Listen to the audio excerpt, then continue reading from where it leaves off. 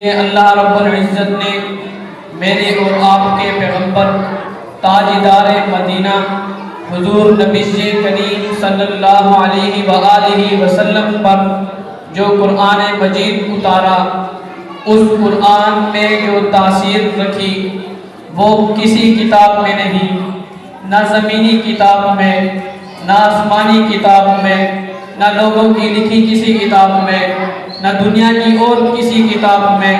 اس قرآن میں جو تاثیر ہے وہ کسی کتاب میں نہیں کہ ایک بندہ جو سر لینے کے ارادے سے نکلا اور سر بھی حضور سرور کونین، ساقی کوثر، شافی محشر، ہادی و رہبر، آمینہ کے لال، محبوب رب ذوالجلال، صاحب الحسن والکمال، جناب محمد مصطفیٰ احمد مجتبیٰ، حبیب کبریا، فخر الانبیاء، سید الورا، بدر الدجا، شمس الضحیٰ، رہبر و رہنما، لا یمکن الثناء، مکین گنبد خضرا، بلغ العلا، کشف الدجا، راحت العاشقین، شفیع المذنبین، رحمت للعالمین کا نکلا سر لینے کے ارادے سے تھا، لیکن راستے میں اتفاق سے ایک عورت کی زبان سے قرآن سننے کی نوبت آ گئی۔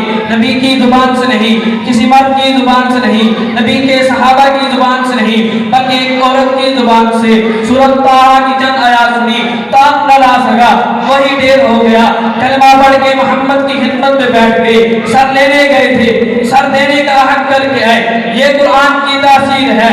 کہنے والے نے کہا، کہنے والے نے کیا خوب کہا، سودے کے لیے بازار گئے ہم، سودے کے لیے بازار گئے ہم، بکے ان کے ہاتھوں جن کے خریدار گئے ہم۔ یہ تاثیر فقط قرآن میں ہے۔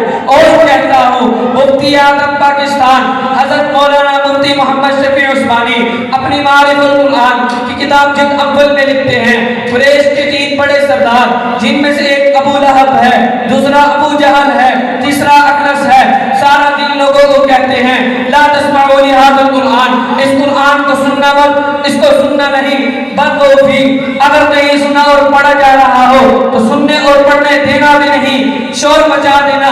لیکن قرآن کی تاثیر دیکھیے، قرآن کی تاثیر کیا ہے؟ سارا دن لوگوں کو کہنے والے لا تسمعوا لهذا القرآن، جب تک حضور صلی اللہ علیہ وآلہ وسلم کی زبان مقدس سے، زبان اطہر سے سن نہ لیتے تھے تب تک سو نہ سکتے تھے۔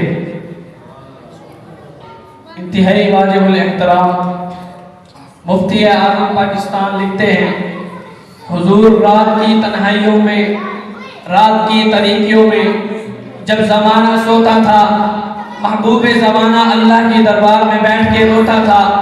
زمانہ سو رہا ہے، محبوب زمانہ اللہ کی دربار میں بیٹھ کے رو رہا ہے۔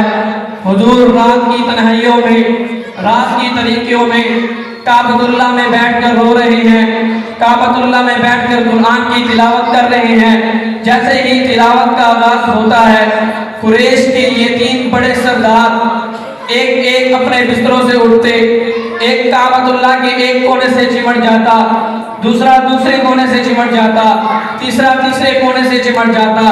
جیسے ہی حضور تلاوت موقوف کرتے، یہ اپنے گھروں کو پٹنے لگتے۔ جیسے ہی چوک پر یہ تینوں اکٹھے ہو جاتے، ایک دوسرے کو دیکھ کر شرم سے پگھل جاتے، ایک دوسرے کو دیکھ کر ندامت سے پانی پانی ہو جاتے اور آ کر کہتے یہ ہم کیا کر آئے ہیں۔ سارا دن لوگوں کو کہتے ہیں لا تسمعوا لهذا القرآن، خود سنے بغیر رہ نہیں سکتے۔ ایک سردار بھائیوں کے پاس جا کر کہنے لگا کہ تم سارا دن لوگوں کو کہتے ہو لا تسمعوا لهذا القرآن، اس قرآن کو سننا مت، نہ سننا ہے، نہ سننے دینا ہے، نہ پڑھنا ہے، نہ پڑھنے دینا ہے، نہ سمجھنا ہے، نہ سمجھنے دینا ہے، نہ حاصل کرنا ہے، نہ حاصل کرنے دینا ہے۔ لیکن تمہارا عمل مختلف کیوں ہے؟ سارا دن لوگوں کو کہتے ہو لا تسمعوا لهذا القرآن۔ ایک سردار ان میں سے کہنے لگا کہ یہ قرآن بھی حق ہے، صاحب قرآن بھی حق ہے، پھر مان کیوں نہیں لیتے؟ کہا مان لے تو پھر بنو عبد مناف سے جو ضد ہے وہ ختم ہو جائے گی، جو حسد ہے وہ جاتا رہے گا۔ لیکن اتنی بات سمجھ میں آ گئی، تاثیر قرآن میں ایسی ہے جو دشمن کو کھینچ لاتی ہے، تاثیر قرآن میں ایسی ہے جو جہالت کو علمیت میں بدل دیتی ہے، جفا کو وفا میں بدل دیتی ہے، اجنبیت کو اپنے عزت میں بدل دیتی ہے۔ تاثیر قرآن میں ایسی ہے جس سے رحمت जाहिल आलिम बनते हैं, सनम परस्त समान परस्त बनते हैं, बातिल परस्त हक परस्त बनते हैं, ऊंटों के चरवाहे ताकीब व तमद्दुन के इमाम बनते हैं, जो अलाए हरम मकाम सहाबियत पे पहुंचते हैं, कतरे दरिया हो जाते हैं, ज़र्रे सहारा हो जाते हैं, गुलाम आका हो जाते हैं। ये सब कुछ कुरान और साहिब कुरान की वजह से हुआ। मैं कुरान की अज़मत को कुछ यूं उजागर करना चाहता हूँ। यही है वो किताब हक जिसे कुरान कहते हैं, यही है वो किताब हक जिसे कुरान कहते हैं, यही है वो किताब हक जिसे कुरान कहते हैं, जिसे फुरकान कहते हैं, जिसे कुरान कहते हैं।